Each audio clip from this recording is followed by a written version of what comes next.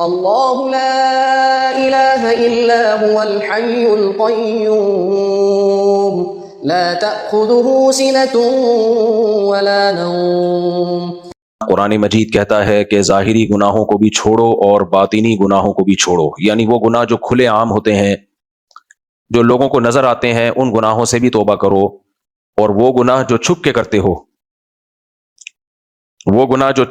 ہو، ان گناہوں سے بھی توبہ کرو۔ گناہ کا لفظ ہر مذہب میں استعمال ہوتا ہے۔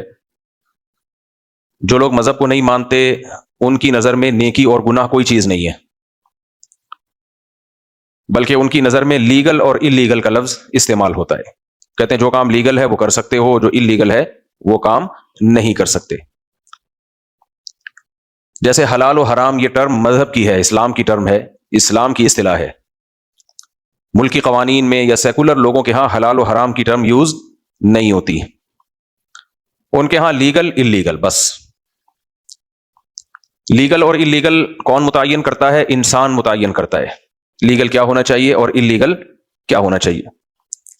جبکہ نیکی کسے کہتے ہیں، برائی کسے کہتے ہیں، حلال کسے کہتے ہیں، حرام کسے کہتے ہیں، یہ ڈیفائن کرنا، یہ متعین کرنا انسانوں کا کام نہیں ہے۔ حتیٰ کہ یہ اتھارٹی پیغمبر کو بھی نہیں دی گئی کہ وہ حلال و حرام خود سے متعین کریں، پیغمبر کو بھی یہ طاقت نہیں دی گئی۔ یا ایھا النبی لما تحرم ما احل اللہ لک، اے نبی جس چیز نے اللہ کو آپ پہ حلال کر دیا آپ اسے کیسے حرام کر سکتے ہیں؟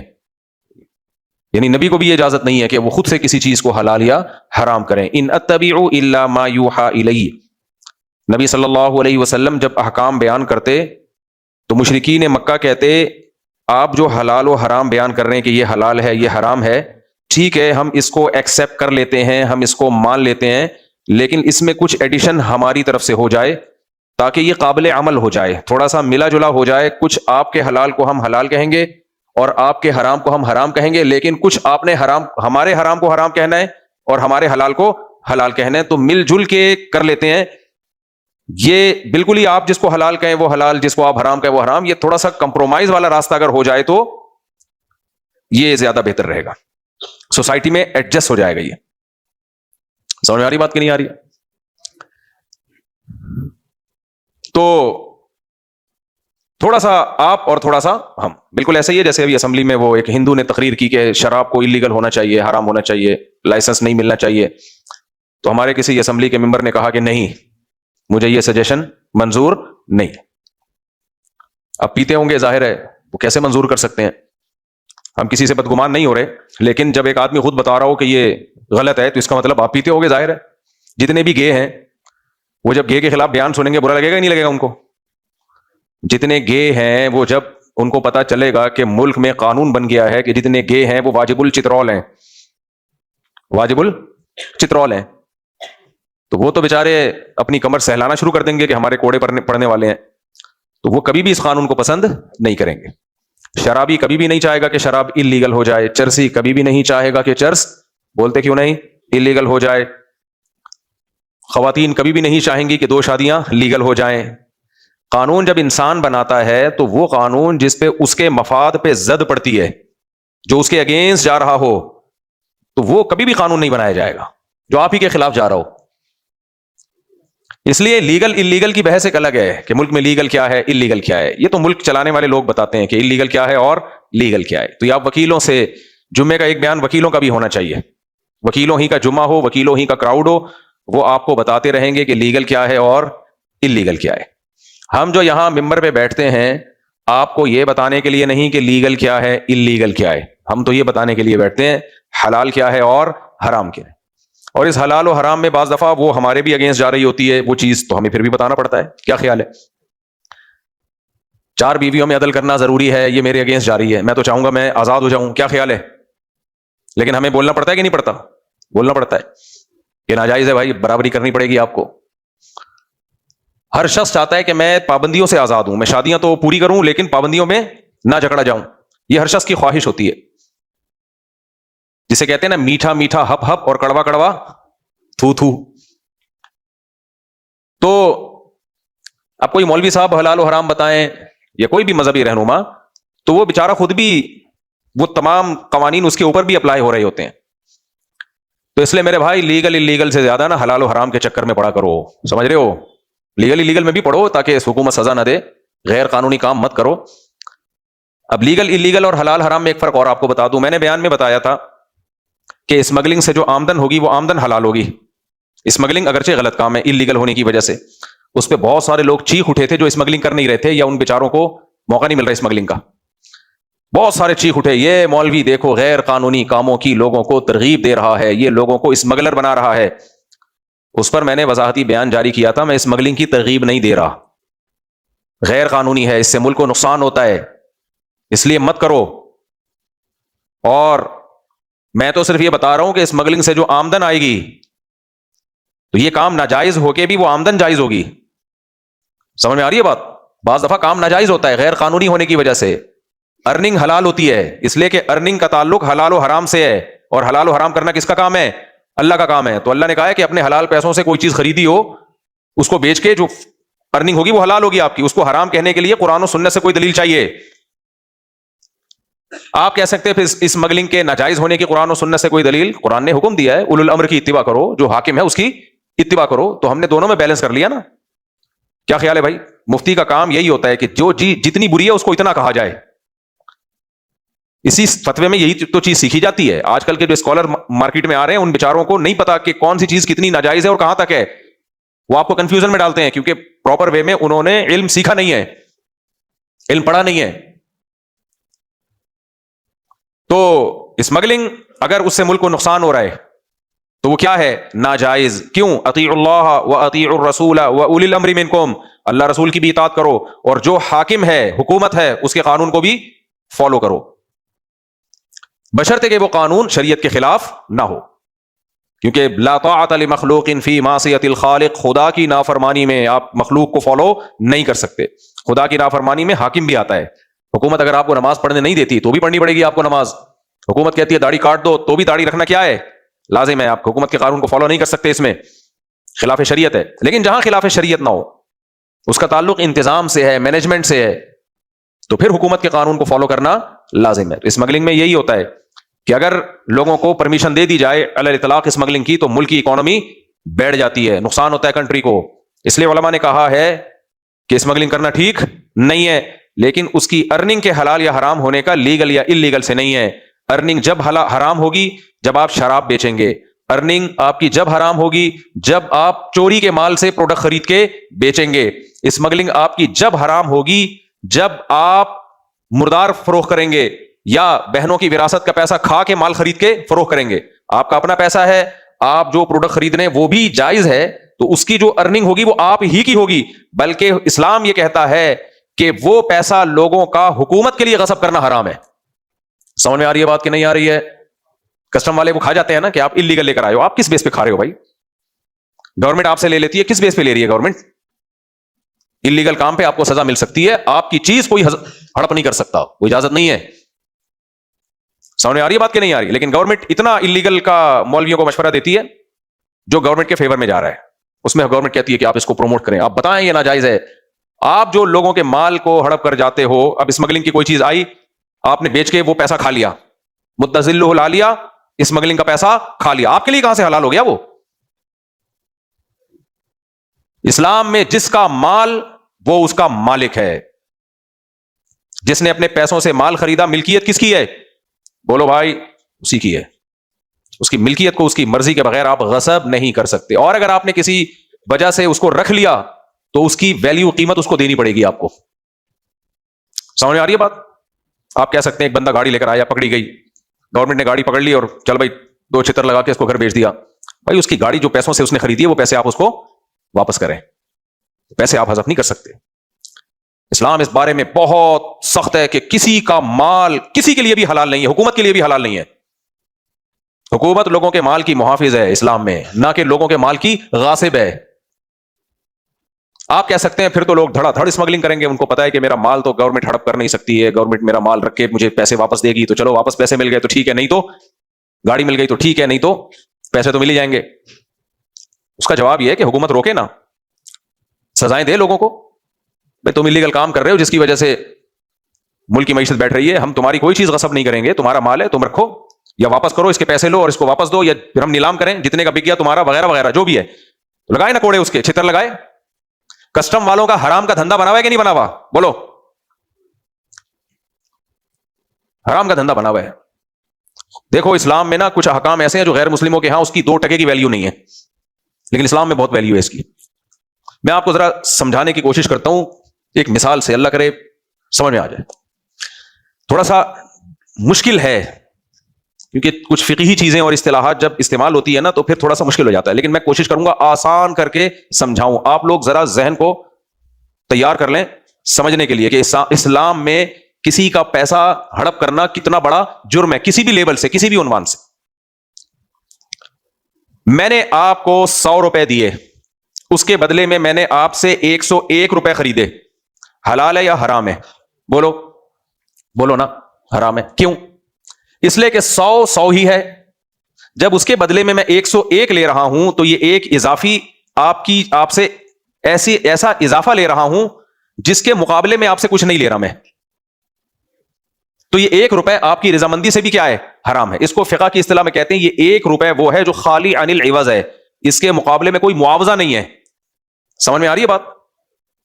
اس کے مقابلے میں کوئی معاوضہ لیا نہیں جا رہا, تو یہ ظلم ہے. لیکن اسی 100 روپے کی میں گھڑی خریدتا ہوں جس کی مارکیٹ ویلیو 100 ہے, اور میں آپ کو اب یہ 100 روپے کی گھڑی 101 روپے میں فروخت کرتا ہوں.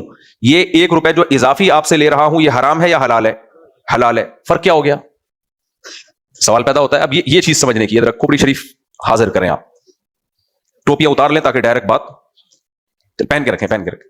سگنل ڈائریکٹ کیچ ہوتے ہیں نا تو ریز آتی ہیں ڈائریکٹ تو وہ گھس جاتی, لیکن بال بھی تو ہے نا سر پہ. جن کے سر پہ بال نہیں ہے وہ جلدی سمجھ جائیں گے, لیکن سوال پیدا ہوتا ہے اگر وہ سمجھدار ہوتے تو سر پہ بال کیوں نہیں ہے ان کے, پھر انہیں ٹینٹ کیوں کرائی ہوئی ہے, سردیوں میں ٹینٹ کیوں کرائی ہوئی ہے انہوں نے؟ سوال پیدا ہوتا ہے کہ نہیں ہوتا؟ لیکن اس کا جواب رفیع بھائی دے رہے ہیں کہ گرمیاں شروع ہونے والی ہیں اس لیے. خیر, اتنی عقل ہے تو آپ سمجھ میں بات آ جائے گی. میں چیک کر رہا تھا کہ آپ لوگ کو اتنی ہے یا نہیں. دیکھو 100 روپے کی میں نے گھڑی خریدی, اس کو جو میں 100 روپے کا کہہ رہا ہوں وہ اس لیے کہہ رہا ہوں کہ میں نے 100 کی خریدی ہے. شریعت میں وہ 100 کی نہیں ہے. شریعت میں جو قیمت اس کی لگا دی جائے وہ اسی قیمت کی ہے. یہ تو میں نے فرض کر لیا نا 100 کی ہے. میں نے 100 کی گھڑی خریدی, اب وہ گھڑی میں نے 101 کی بیچوں, 1 کروڑ کی بیچوں, جتنے کی بھی بیچوں گا وہ سارے پیسے اس گھڑی کے مقابلے میں کہلائیں گے. 1 روپے بھی خالی عن العوض نہیں ہے, اس میں 1 روپے بھی ایسا نہیں ہے جو معاوضے سے خالی ہے, جس کا آپ کو کوئی بدلہ نہیں مل رہا. میں نے 100 روپے کی گھڑی خریدی تو وہ 100 روپے کی, آپ کو 101 کی بیچی تو 101 کی ہے, آپ کو 10 لاکھ کی بیچی تو 10 لاکھ کی ہے. وہ جو 10 کے 10 لاکھ میں آپ سے لے رہا ہوں ان میں 1 روپے بھی میں معاوضے سے خالی نہیں لے رہا, پورے 10 لاکھ کا آپ کو معاوضہ دے رہا ہوں گھڑی کی صورت میں.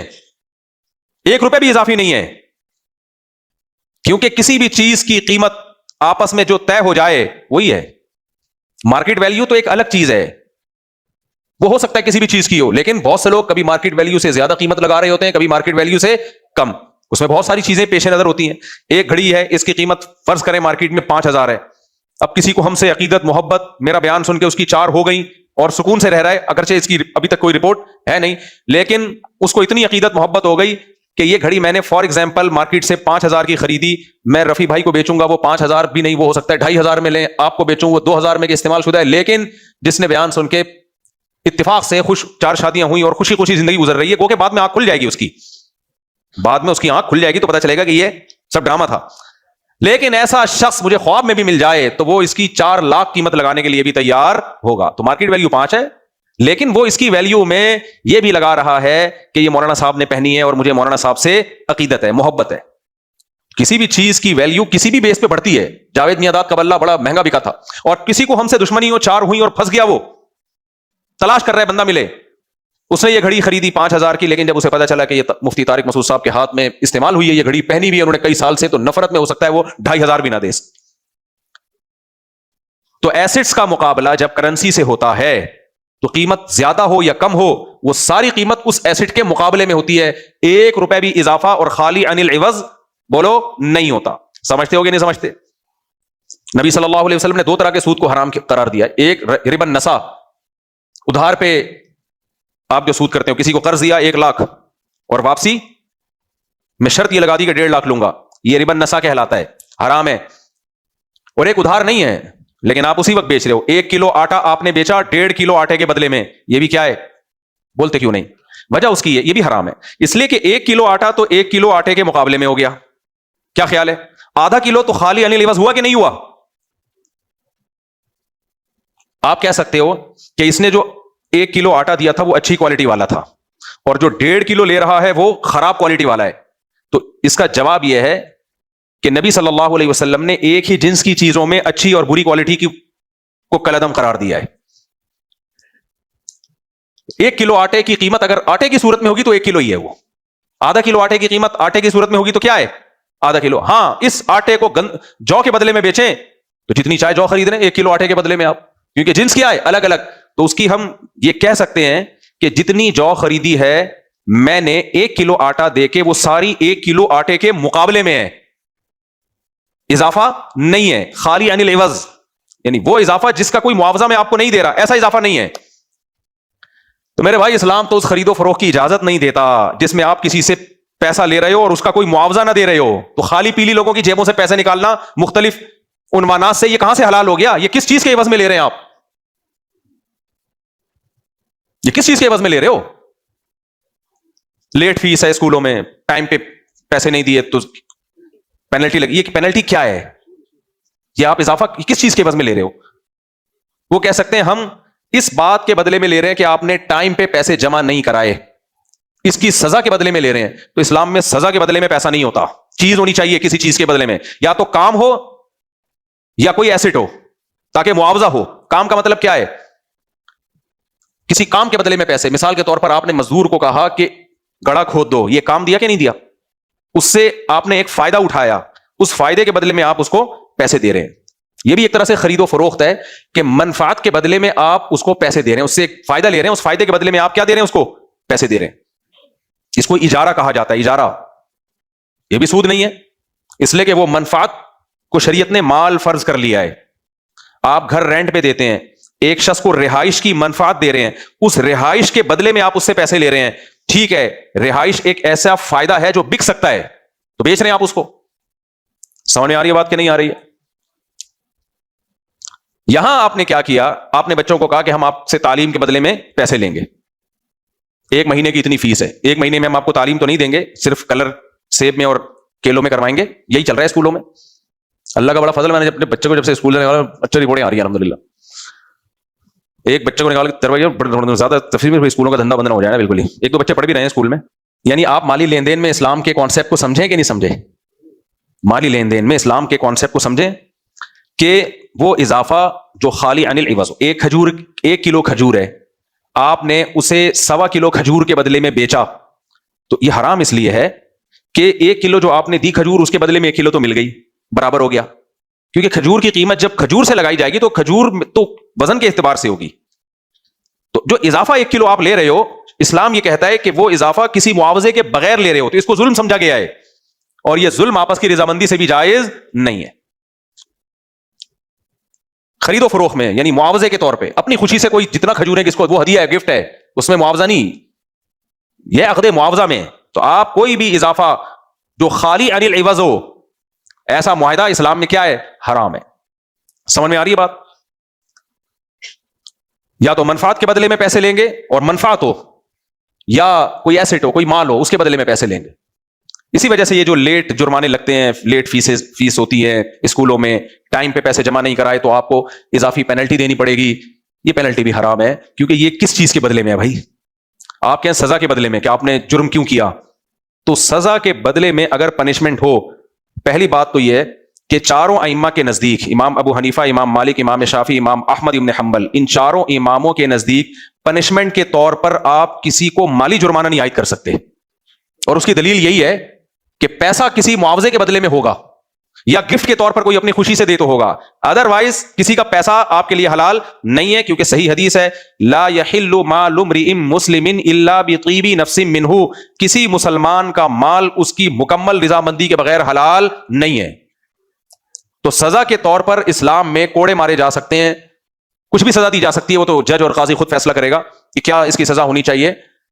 چاروں ائمہ کے نزدیک جو ان کا وہ قول, جو مفتابی ہی قول ہے, مفتابی قول اسے کہتے ہیں کہ شاذ اقوال تو ملتے ہیں ہمیں بہت سارے, جو ان چاروں فقہ کا جس پہ فتویٰ دیا گیا ہے وہ جائز نہیں ہے. سمجھ میں آ رہی ہے بات؟ اللہ لا الہ الا هو الحی القیوم لا تأخذه سنة ولا نوم